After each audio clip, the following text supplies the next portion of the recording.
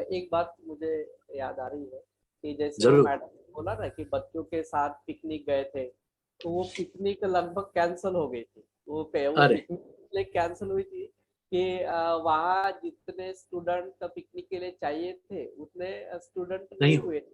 हाँ, तो मतलब मैक्सिमम लड़कियां जो स्टूडेंट थी उन्होंने कंट्रीब्यूशन किया था और पिकनिक जाने के लिए अपना नाम दिया था। पर लड़के कम थे और एक बस के मतलब एक बस ले जाने के लिए, पिकनिक बस ले जाने के लिए कम से कम 35 से 40 स्टूडेंट चाहिए होते थे। तो उतने सही नहीं सही। हुए, 22 और 23 ही स्टूडेंट हुए थे। तो मेरे साथ एक दूसरे भी फैकल्टी थे पढ़ाने के लिए, तो उन्होंने कहा कि अभी ये ट्रिप कैंसिल कर दो, 20-22 स्टूडेंट में तो इतनी पिकनिक जा नहीं सकती है।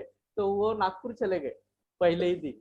फिर गुरुदेव ने पूछा, गुरुदेव का नाम था वो पिकनिक में, तो गुरुदेव ने अरे पूछा कि क्यों कैंसिल कर रहे हैं। तो मैंने बताया कि अभी 20-22 ही लड़के हुए हैं, कम से कम पिकनिक जाने के लिए 35, कम से कम 35 स्टूडेंट चाहिए, चाहिए। क्योंकि 35 वो बस रहती है सीट्स होती 35, है बस में। और सही वो है। अपन सीट के हिसाब से कंट्रीब्यूशन किया है। अगर कम स्टूडेंट जाएंगे तो बाकी सीट के भी पैसे उनके ऊपर बैठेंगे, तो फिर कोई स्टूडेंट नहीं, हाँ नहीं बोल पाएगा जाने के लिए। ऐसा करके मैंने गुरुदेव को पहले दिन बताया। तो गुरुदेव ने क्या किया, अभी तो उस समय पे तो मैं भी नहीं समझ सकता था। उसके एक ही दिन में मतलब हमें तो जरूरत थी 35 थी, पर 42 मतलब 42 स्टूडेंट पिकनिक को जाने के तैयार हुए एक ही दिन में। तैयार हो। क्या बात है, अभी क्या उस बात समय है। पे फोन नहीं थे, उस समय पे कोई मोबाइल भी नहीं था। तो जो हमारे साथ जो फैकल्टी नागपुर चले गए थे, अभी उसको कैसे बुलाए। तो तो ये बात थी। फिर पिकनिक पक्की हो गई।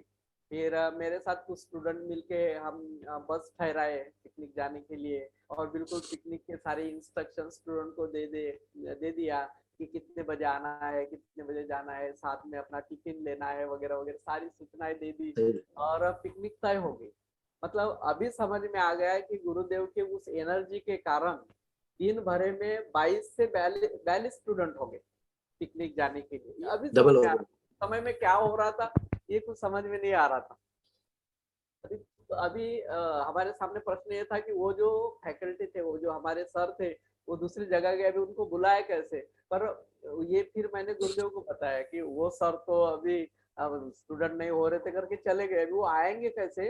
वो सुबह 6:30 बजे रास्ते से जा रहे थे, नागपुर से आके अपने घर जा रहे थे, और बच्चे सब बस में बैठ रहे थे। वो दिखे, उनको बताया कि अरे पिकनिक जा रही है, सभी बच्चे हो गए हैं।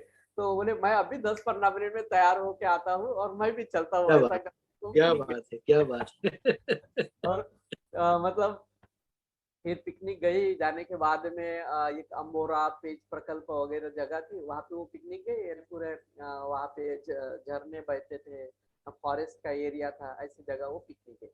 फिर 4:30 से 5 बजे गुरुदेव एक पेड़ के नीचे ध्यान करने के लिए बैठ गए। हाँ हाँ। तब तक के तो गुरुदेव के ध्यानस्थ होने का या ध्यान का किसी को अनुभव भी नहीं था और किसी को पता भी नहीं था। पर सारे बच्चे वहां जमा हो गए कि ये क्या कर रहे हैं आग बंद करके पेड़ के नीचे। ऐसा करके फिर गुरुदेव को वो बच्चे पूछने रहे कि आप क्या कर रहे थे। तो गुरुदेव ने कुछ ज्यादा परिचय नहीं दिया, कुछ बताया नहीं, बोले कुछ नहीं, मैं आग बंद करके इस एरिया को अनुभव कर रहा था, इस एरिया को अनुभव कर रहा था। लेकिन मेरे दिमाग में वो सारी बचपन की फोटो ही जो मैंने देखी थी, वही मुद्रा मैंने गुरुदेव की देखी थी वहां अरे ध्यानस्थ।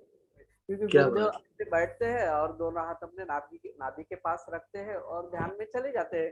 तो वो मैंने देखा था, वो इमेज मेरे दिमाग में बैठी थी। फिर मैं पूछ नहीं पाया था क्योंकि वो माहौल ऐसा था, और पिकनिक के लिए गए थे, और उम्र ही ऐसी थी कि पिकनिक में जो है। मस्ती, हाँ मस्ती मस्ती का। थी। वो दिमाग में नहीं आया था। तो वो मैं एक ऐड करना चाहता था कि वो पिकनिक का ये अनुभव था उस समय का।